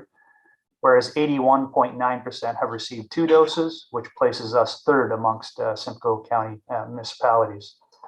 From a case count perspective, Springwater has had 296 confirmed cases of COVID-19, which is an increase of 14 cases since my last update on August 4th. Of those, 292 have recovered, none are in a hospital, and 2 have passed. One last thing here that I just wanted to discuss with members of council is a hot topic of late, dealing with mandatory vaccination policies in workplaces. So as I mentioned earlier, Things are always changing, and so today the township did receive a letter of instruction from Dr. Gardner at the Simcoe Muskoka District Health Unit, strongly recommending that all local employers institute and ensure compliance with a workplace COVID-19 vaccination policy for their business or organization. Our community control group team has already commenced discussions regarding this matter, and we're currently in discussion with our legal counsel, and we'll be bringing something forward in the very near future for council's consideration. That concludes my update, Mr. Mayor. Happy to answer any questions. Thank you, CAO. Councillor Cabral. Thank you, Mayor Allen, and thank you through you to CEO Schmidt. Thank you for bringing us up to speed on the mandatory vaccination piece there. I was going to ask about that, but I also have a question with respect to vaccinations and the new certificate that's coming out. Given that some of our staff will be working in areas where you have to have a certificate and be duly vaccinated to be in, if we don't go with the mandatory vaccinations for staff, how will we handle that situation? CEO. Thank you, Mr. Mayor. Through you to Councillor Cabral. So Councillor Cabral, we're really in the early stages of discussing what that policy might look like. So again, we haven't necessarily made a final decision on some of these matters. So that I really can't speak to at this stage. But again, it will be something that we'll have to address through a policy to ensure that we are compliant and that we make sure that our staff and our residents are safe at the end of the day. That is our top priority. I saw some communication earlier today from North Simcoe indicating that they may not be moving in this direction, but I think based on the OREG 577, which was passed in August, I think, and with today's announcement from the medical officer of health, I think we will be somewhat forced to move in this direction. And so again, we will take all of these things into consideration. And once we have something in draft form and have been vetted through our legal counsel, we'll bring something for council's consideration, and we can have further dialogue definitely at that time. Okay, thank you.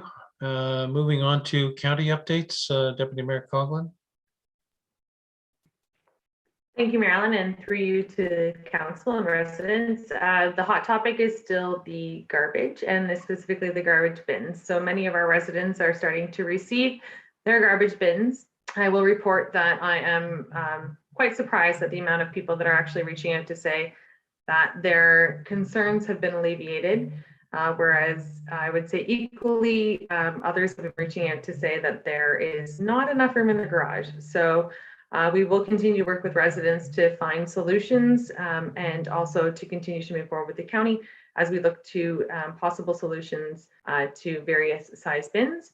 Further to that, I would like to thank CEO Schmidt, Councillor Moore, and our communications department. We have had many phone calls recently about the Seaton and Wilson roundabout that is coming to fruition, and just concerns about the traffic that is hyping up in the area. So we do have a communication release that will be put out to inform residents of the county's plan for that corner. Similar to that, we also have Crossland and Horseshoe Valley Road, which the county is now going to be putting out turn signal, cameras to view the turning signals as the ropes that they put across the roads are not capturing that. And also that the county is looking to mitigate Highway 26 and George Johnson, as well as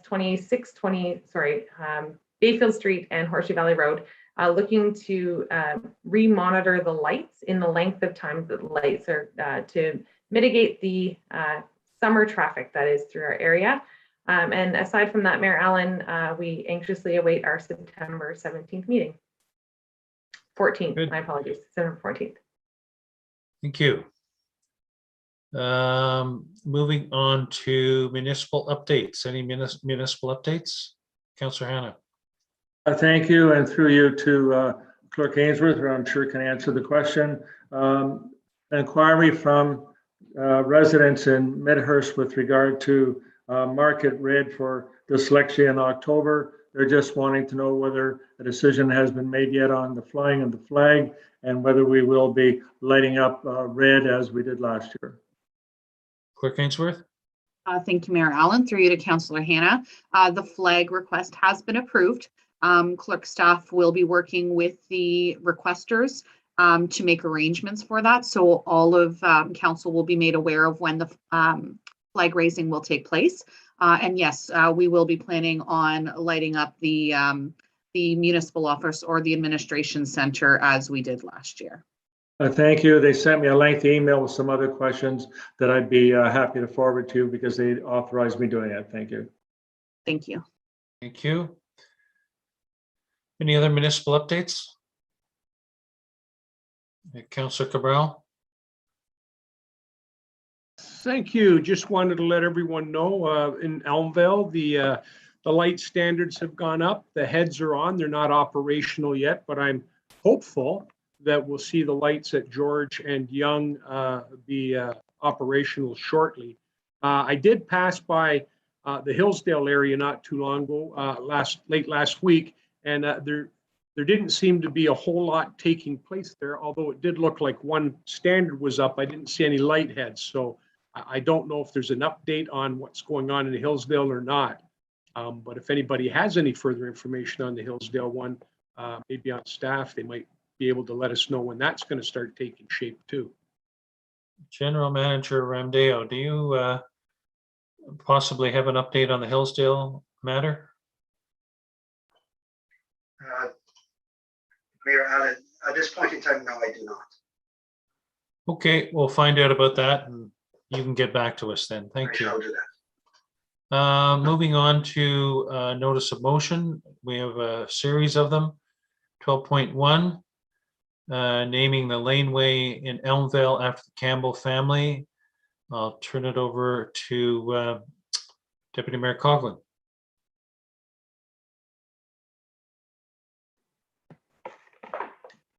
Thank you, Marilyn. I believe I would need a seconder to proceed with the conversation. That's right. Councillor Maude Chapman, proceed. Thank you, Marilyn. This was brought to my attention quite some time ago, and I do apologize to the Campbell family for not bringing it forward earlier. However, the Campbell family owned and operated a, to my knowledge, grocer and hardware store on the main street, and they are looking for a, Councillor Cabral is shaking his head. Maybe I've got the logistics of it improper, but their family was influential in establishing the lane behind the main street in Elmvale. So it's not an assumed roadway within the municipality. So there would be some work to be done to establish what would curtail us to put a sign up to acknowledge that as Campbell Way or Campbell Lane or whichever it would be, but to acknowledge the contribution the family has made to the town of Elmvale. And I'm just looking for support from council to proceed with that acknowledgement, and at a later date there would be a vote of council to establish, pending the costs associated with it, to acknowledge the family's contribution. Okay, any questions with respect to this? Councillor Cabral? Thank you, Mayor Allen. Just a comment with respect to it. The laneway actually, I know it's a road allowance, but there's also a community parking lot back in there too. And I just wondering if the process, since it doesn't already have a name, whether or not it might be more of a, I don't know what the word, a token of appreciation sign that might be erected on their behalf there, rather than an official street naming where we have to put it on maps and do all that kind of stuff. There are no residences in the laneway, so there's no numbers attributed to it. And so I'm in support of it, but not in a formal fashion, I guess is what I'm saying. Deputy Mayor Coughlin? Thank you, Mayor Allen. And further to Councillor Cabral's comments, would there be an opportunity then to amend the motion or to a friendly amendment to the motion if there is the municipal parking, which is a great point, just to have an indication, maybe even just a signage or a wayfinding for a municipal parking, like the green P with Campbell Way underneath it, just to provide not only for the Campbell family, but also for additional parking in our downtown area.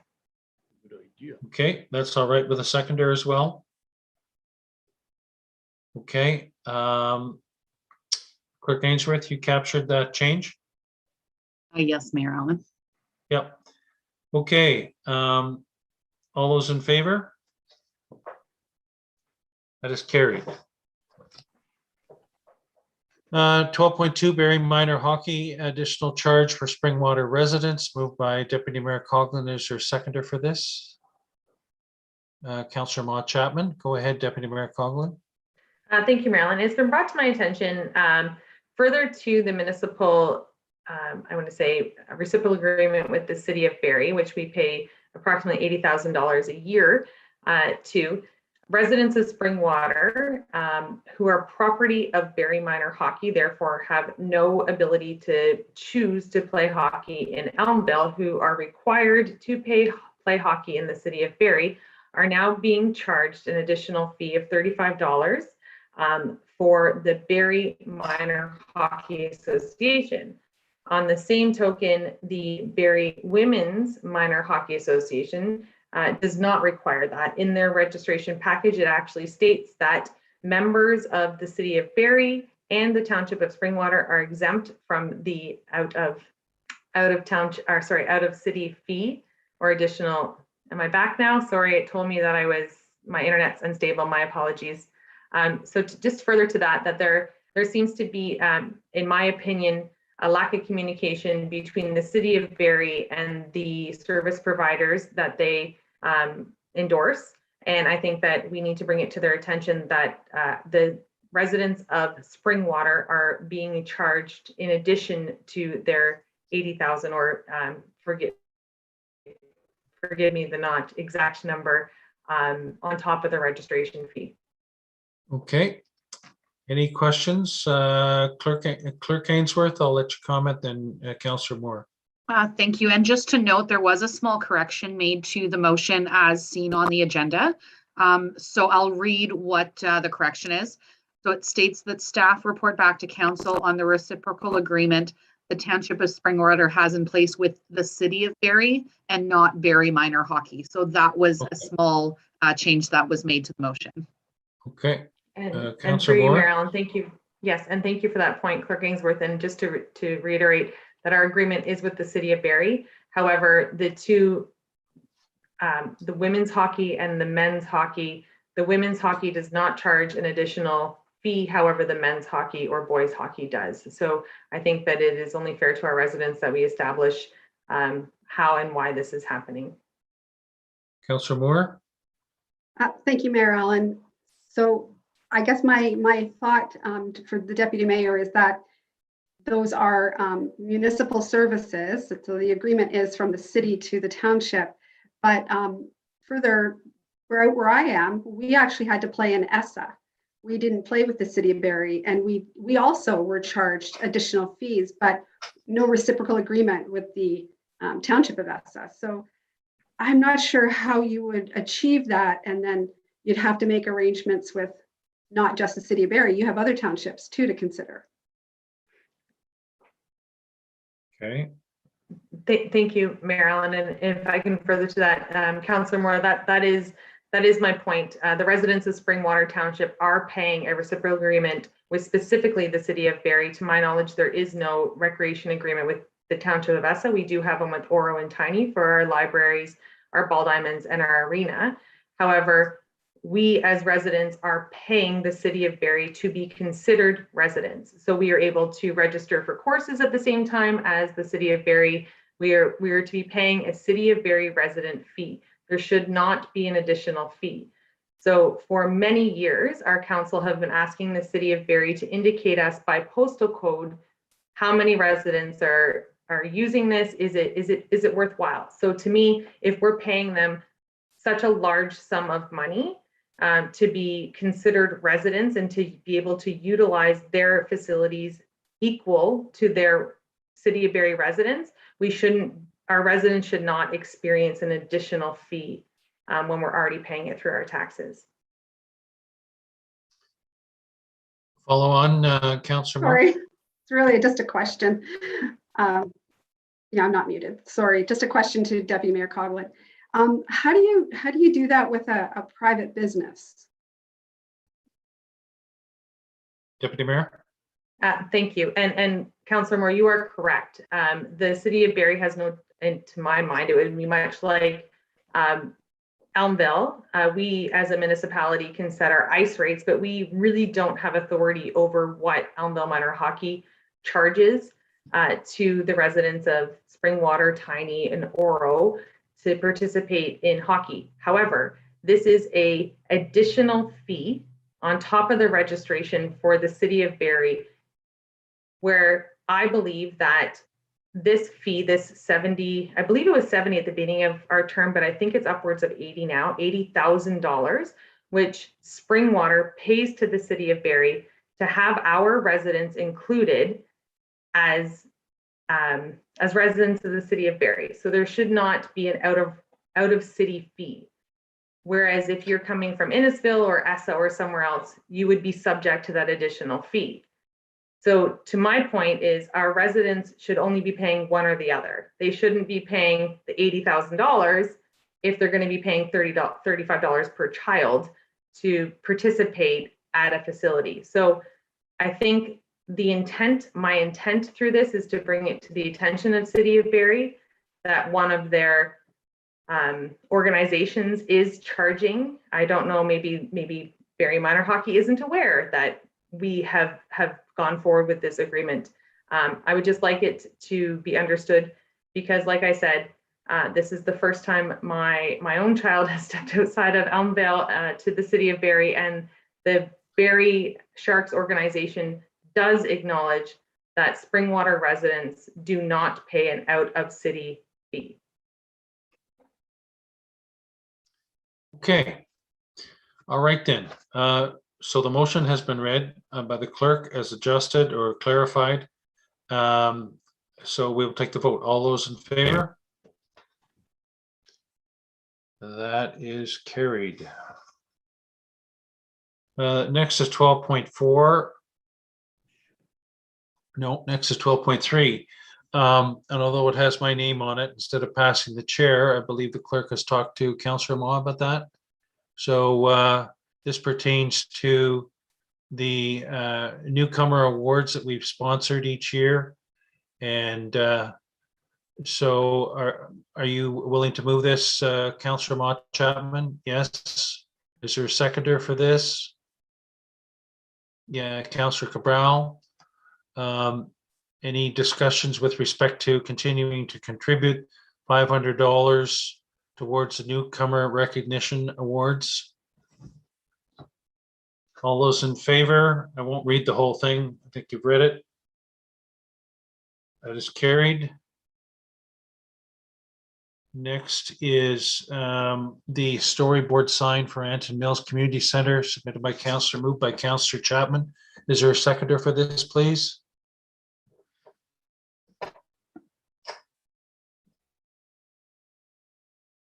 Just to get discussion on the table, Deputy Mayor Coughlin, thank you. Councillor Ma Chapman, go ahead, please. Thank you, Mayor Allen. So as you know, the Ant Mills Community Recreation Association has built a community garden, and I believe it is done or almost done. So now they are looking to place a storyboard in front of that community garden. So a storyboard like they have, like we have at the rail trail, tells about a little bit of history of that location. So the CRA has approached me and asked me if I can bring it up to council to support the storyboard. And there is a motion on the table, but I need to amend it if I could read it, if that's okay. Please. So whereas 2021 marks 50th anniversary of the Ant Mills Community Center, and whereas the Ant Mills Recreation Association requests that council authorize the purchase and installation of a storyboard sign in the amount approximately of $1,000 to highlight the milestones that were made possible through the community contributions over the years. So I'm changing the amount of it because we have staff have got a new quote, and it was after this was placed. So I'm asking if the township is in support and pay for or find funds for the storyboard. Okay, I'll go to Clerk Ainsworth first, and then I see Deputy Mayor Coughlin has a comment. Thank you, Mayor Allen. Through you to Councillor Chapman. I also believe that there would be an amendment to include the funding source from the tax rate stabilization reserve, as per your email earlier. Yes, thank you, Mayor Allen. Clerk Ainsworth. So I'm in discussion with Deputy Clerk about where the funds come from. And here's the situation. So the CRA thinks that we should find the money somewhere else instead into this Ant Mills CRA reserve. They do have approximately $3,100, and it's from some fundraising and from contributions to the sign that they rent out. So if it's a story, so I'm posing if it's a storyboard for all of township who comes and reads a little history about the Ant Mills. If we can find the funds through either our mayor's golf tournament or the tax rate stabilization reserve. Okay, Deputy Mayor Coughlin. My apologies, Mayor Allen. My yes card was just two still remaining to second the amendment. Okay. Councillor Hannah. Thank you. I'm sorry, but Councillor Chapman was breaking up. Did I hear Councillor Chapman say that their community has done some fundraising and now there's only $1,000 that they need? Yes, the price is reduced to $1,000, and the request of the CRA is that it comes out of the tax rate stabilization fund instead of their reserve that they have built up to several $1,000s approximately from the sign rental and other events. So thank you, but I'm still changed. not, sorry, Mary, I didn't mean to interrupt. I'm still not clear.